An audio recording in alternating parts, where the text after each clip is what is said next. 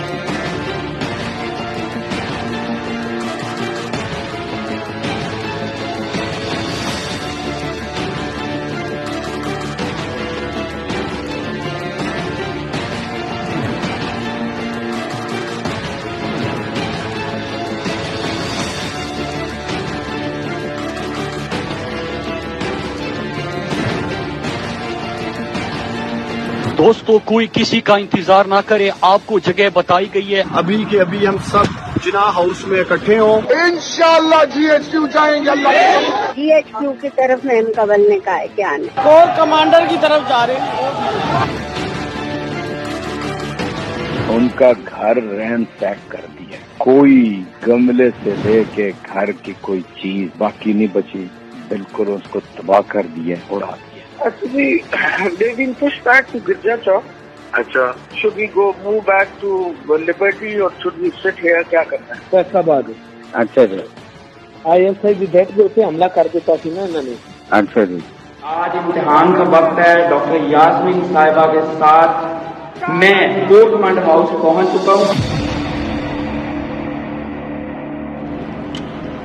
तो मुलव्विस थे इसके अंदर, उनके ऊपर भरपूर तरीके से एक्शन होना चाहिए। हम सब ने ही जो 9 मई में जो कुछ हुआ उसकी सख्त मजम्मत की है। मैं उन तमाम नापाक अज़ाइम और नापाक इक़दाम की भरपूर मजम्मत करता हूँ। 9 मई को ज़मान पार्क से एक ऐसी साजिश तैयार की गई जिसका मकसद पाकिस्तान के कौमी अदारों की तज़हीक करना।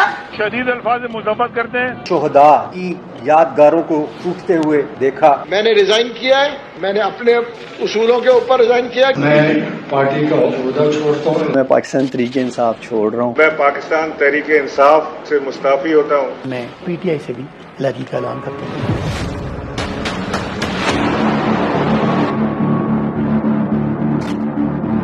और कोर्ट कमांडर हाउस पे हमला हुआ, इसकी जो प्लानिंग थी पहले से ज़मान पार्क में की गई थी, जिसमें लीडरशिप जो है डॉक्टर यास्मीन राशिद साहिबा और मियां महमूद रशीद और इसके अलावा सदर शेख इम्तियाज साहब, इन्होंने पहले से प्लानिंग की थी।